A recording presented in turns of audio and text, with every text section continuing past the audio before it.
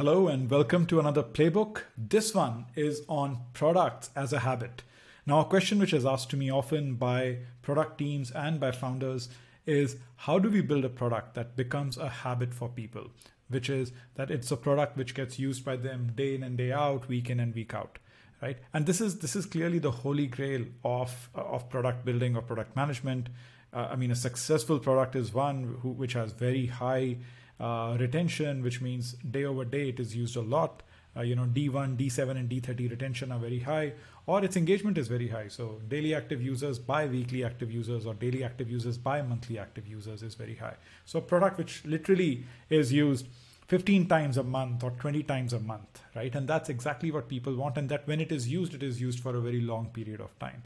Now and that it continues getting used month over month, year over year, right? This is what we want. We want a product to become a habit for our users. But what does it take to build a product and turn it into a habit for our users? So let's jump in. I'm going to use a graph which was made very famous by Nir Eyal's phenomenal book. I think a must-read book for all product managers, Hooked, right? And in this book, Nir essentially tried to define the habit zone, right? And he essentially said that a product becomes a habit if it measures high on two specific axes, right? So on the x-axis, he essentially put perceived utility, which is the utility of the product as perceived by the user. Again, this is not the utility for which you specifically built the product, but the user finds great value in this. And the user is saying, hey, this is valuable to me. And hence this is the perceived utility of the product. So if the perceived utility is high, chances are you will be in the habit zone. But along with high perceived utility, you also need high frequency of usage. So essentially what that means is that your product gets used more often. So on the y-axis, you have frequency, and on the x-axis, you have perceived utility. And then when you're on the higher end of these two factors, you are essentially in the habit zone. So the example that Nir famously gave in his book is searching on Google. So, you search in and day out on Google, and that's a high frequency usage. When you search, you Google. In fact, we use the verb Googling for searching online. And it is a very, very high frequency use case. So high that even if you think that every specific search doesn't necessarily have high utility because you don't even think about the fact that there is a company which is providing you a service, the fact is that it automatically, being such a high frequency use case item, falls into the realm of a habit, right? Take, for example, the other side, which is shopping on Amazon, right? It's easy to shop on Amazon. You quickly search for an item, you pick that item, you pay for it, it gets delivered at home, especially if you're an Amazon Prime member. So the perceived utility is very high, right? And which is why it's sort of in the habit zone. But because that perceived utility was so high, you started shopping more regularly on Amazon. And because you started shopping more regularly on Amazon, the frequency of your usage increased. And now you exclusively only shop on e-commerce websites like Amazon, right? And your physical shopping has come to a standstill. Now, this is sort of the great sort of graph which sort of explains how do you fall into the habit zone. But here's the mistake that most people make. Now, when you're starting out and you're trying to build a new product, where should you start? Should you try and build a product which has high frequency of usage, or should you try and build a product which has a high perceived utility by your users, right? And this is the trap most companies fall into. Now, think about it. You have to be incredibly lucky to build a product which by default is a high frequency use case product. And the example that I often give is Facebook. When Facebook started, it had very limited utility in any way, but it was a high frequency use case. There was something very attractive about the product. People kept using it in and day out. But now, as you used it every single day, you built more connections. You stored your pictures and you posted on Facebook. And suddenly Facebook was the place where your entire childhood, your entire college years, your entire sort of growing up years are stored. All your valuable pictures are stored there, and your entire timeline and history is stored there. So over time, it becomes such a valuable repository of your personal life that the perceived utility is incredibly high.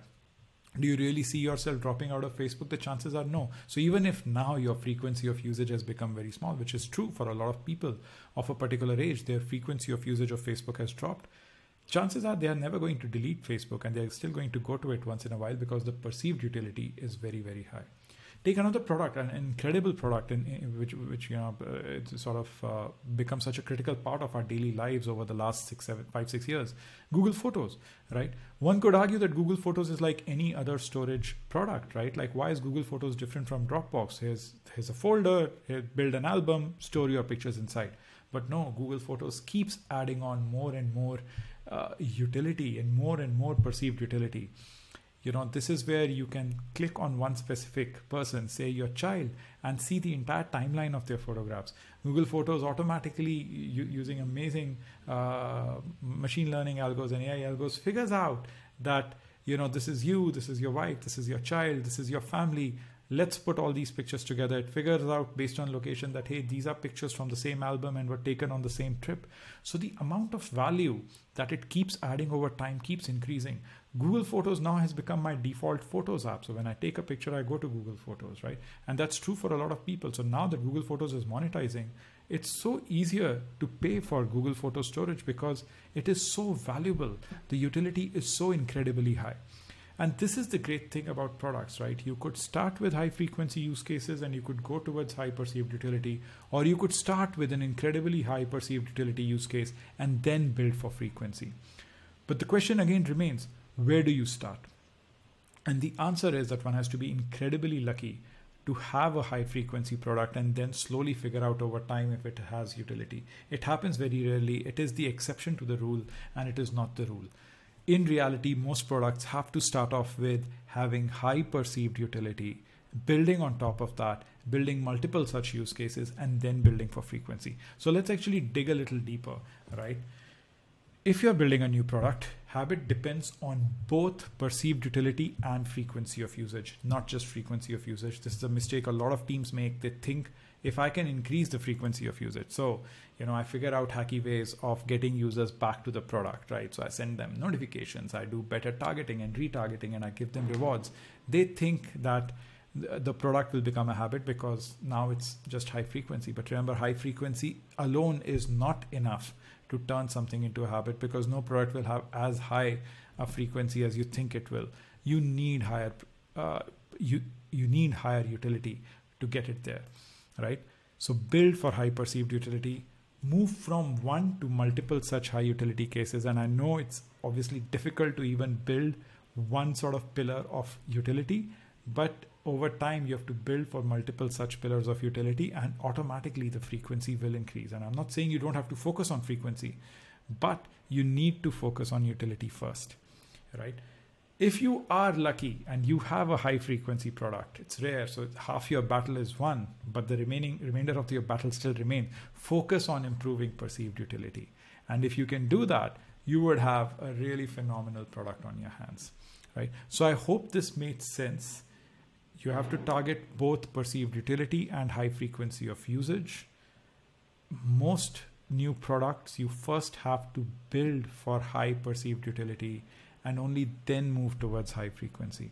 One of the best examples of this is the app Waze. Now, Waze in the US had a very specific use case. It was built for people who were driving on highways, and it would warn them when a speed check would be coming up. So a couple of 100 meters, a couple of 100 yards before you would be, entering a zone where perhaps a sheriff is standing with a speed gun and trying to measure, other users could mark a place where they were caught. So people who wanted to drive really fast on the highway, they would always have Waze on, and it'll sort of warn them that, hey, you're entering a zone where somebody might be standing with a speed gun, or automatically speeds are being tested, so slow down. So people would slow down, get through that zone, and again then drive fast because, well, people want to drive fast on highways, right? Now, Waze is a classic example of a very high perceived utility product. When you go out on the highway and you're driving and you go out on a road trip once in a while, Waze was the product that you installed first and used throughout that trip. So very high utility. But frequency of usage, if you're not somebody who's driving on highways every single day, your frequency of usage would be very low. But now Waze is used even in intra-city travel. So even when you're traveling within a city, it tells you where speed bumps are there and where traffic lights are there. So essentially Waze then added more use cases and higher utility. So you didn't just have to use it on highways, you actually could use it within a city itself. right? And this is how a product like Waze moved from a high utility product, high perceived utility product, to a high frequency usage product. So always think in this way. Always try and figure out how you could build a product whose utility is high, and then try and figure out how you would increase the frequency. And the chances are that frequency gets increased as you build for more and more utility, because then it becomes a product that users can use day in and day out, and frequency of usage would increase and it will fall in the habit zone. So I hope this made sense, and I hope you're enjoying the playbooks. Look forward to catching up with you on the next playbook. Take care and bye.